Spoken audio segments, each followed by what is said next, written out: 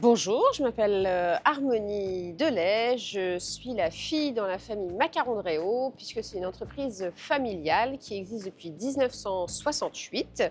À la base, c'était une dame qu'on a surnommée la tante, qui parcourait toutes les foires de France et de Navarre avec son petit camion pour fabriquer des macarons. Mes parents ont repris l'affaire dans les années 90, se sont installés à Réau, ont construit un laboratoire de fabrication avec toutes les normes d'hygiène que ça impose. Et ils ont continué les foires et les salons, augmenté le nombre de parfums parce qu'avant il n'y en avait que 3, maintenant on a une dizaine de parfums, créé un réseau de revendeurs, des ventes par expédition.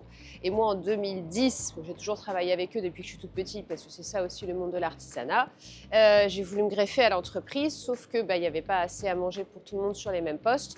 D'où l'ouverture du poste, entre guillemets, la création du domaine des macarons de Réau, l'environnement où vous êtes ici, qui est un magasin, un salon de thé, un accueil du public, et où on développe les démonstrations de fabrication pour les groupes, notamment les seniors qui viennent en bus, donc on parle de tourisme gastronomique.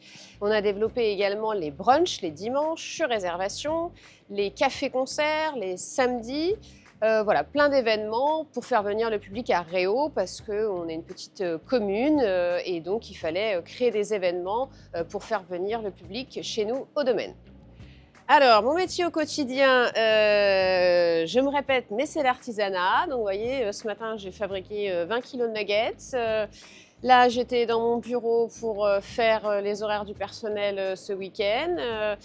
Tout à l'heure, j'étais en train de laver par terre. Je triais les factures. Là, je vais faire vendeuse. Après, je vais faire de l'accueil de groupe. Je vais être plongeuse aussi, parce que je vais falloir faire la vaisselle de ce petit groupe. Serveuse, qu'on va avoir des clients au magasin, donc il va falloir prendre des commandes, il va falloir débarrasser la table. Et puis, création aussi de projets, de contenu pour les réseaux sociaux. Ici, on est tous autodidactes, c'est-à-dire que on se fait par nous-mêmes et par les expériences que l'on vit dans notre quotidien. Tu t'es loupé une fois sur un groupe, sur l'horaire d'arrivée du groupe, tu ne le feras pas une deuxième fois. Voilà, les compétences, après, si, il faut quand même à la base être courageux, pas compter ses heures, aimer ce qu'on fait, parce que si tu n'aimes pas ce que tu fais, j'ai envie de te dire que ça ne va pas marcher, compte tenu que tu passes ta vie dans ton magasin. Aimer recevoir du public, aimer dialoguer, parce que moi je trouve qu'on fait aussi du social. Il y a pas mal de petites mamies ou petits papis qui viennent pas forcément pour acheter des macarons, mais pour avoir un contact en fait et un échange. Alors ils viennent pour le produit évidemment parce que le produit est bon, mais il faut aussi leur accorder 5 minutes pour jacter et puis leur dire parler du beau temps, de leurs petits-enfants, parce qu'ils sont isolés, parce qu'ils sont tout seuls, parce qu'ils ont perdu leur mari, parce que chacun a son histoire. Et donc, c'est important aussi d'accorder de notre temps, quoi. Voilà, être créatif.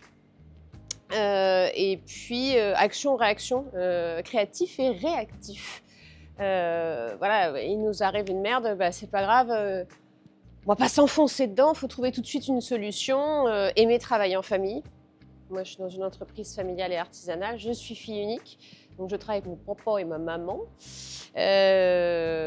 notamment ma filleule, mes cousins, etc. Donc, il faut aussi aimer ça. Voilà, c'est super, mais bon, on vit au quotidien quand même, voilà. Être franc, être sincère. Notre responsable fabrication, il a commencé, il avait 19 ans, il avait zéro compétence. Il est toujours dans la boutique, il a bientôt 40 et voilà, c'est surtout… Alors sachant que nous, on est monoproduit. Donc c'est pour ça que je ne prends pas par exemple de stagiaire en truc de pâtisserie, là, CAP ou je sais pas trop quoi. Parce que les mômes, ils vont s'embêter, quoi. Une fois que tu sais faire du macaron, nous, on sait faire que ça. Par contre, on n'est pas un éclair au chocolat, un Paris-Brest, une baguette de pain.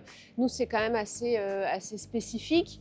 Donc, une fois que tu sais comment ça se fabrique et que… attention, on sait que c'est une pâtisserie qui est quand même difficile. Il y a peu d'ingrédients, mais qui est difficile à réaliser parce qu'on est tributaire beaucoup du temps extérieur, de l'hydrométrie, etc. Donc, il faut quand même savoir se remettre en question, mais il y a toujours, en fait, les mêmes bases et les mêmes parfums. Le conseil que je donnerais à un jeune, ça serait, faut quand même essayer plein de choses dans la vie. Moi, j'en suis arrivée là parce que je suis passée quand même par plusieurs étapes. Il faut déjà profiter un petit peu. Je sais que quand on est jeune, on ne sait pas ce qu'on veut faire, on nous pousse impérativement dans des études pour avoir un métier, mais je trouve que la chance de cette génération que vous avez, c'est justement que vous avez la chance de faire des études et avoir des compétences, pas forcément vous former pour un métier, mais glaner et vous enrichir de compétences qui vont faire qu'au bout de votre vie, vous allez faire des rencontres. Moi, vous voyez, j'ai commencé, je faisais du chinois, après je suis passée par les métiers d'art, et puis j'ai fait des trucs de danse, de la communication. Puis tout mis bout à bout, toutes ces rencontres et toutes les compétences que j'ai acquis ont fait que aujourd'hui j'organise des événements ou j'organise des concerts, parce que j'ai fait de la musique. On reçoit des groupes étrangers, j'ai appris le chinois, j'ai appris l'anglais, je suis allée à New York, etc. Rien ne sert à rien, en fait. Il faut arrêter d'essayer de nous mettre dans des cases et de se dire « Oh là là, qu'est-ce que tu peux faire ?» Ouais, mais mon mari il demande à mes enfants « Qu'est-ce que tu veux faire plus tard ?» Non, je pense que c'est pas la bonne question, en fait. C'est de dire « Qu'est-ce que vous aimez ?»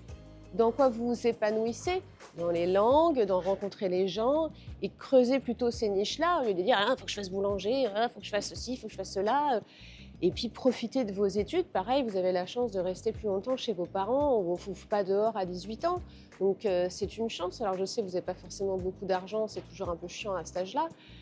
Mais malgré tout, allez-y, enrichissez-vous. Vous pensez que c'est un peu relou les études, mais vous verrez quand vous aurez 40 ans, on n'a qu'une envie, c'est de retourner aux études et puis de rapprendre plein de choses, quoi.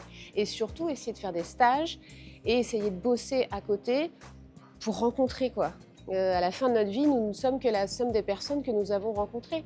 Donc, profitez-en et puis vous verrez bien.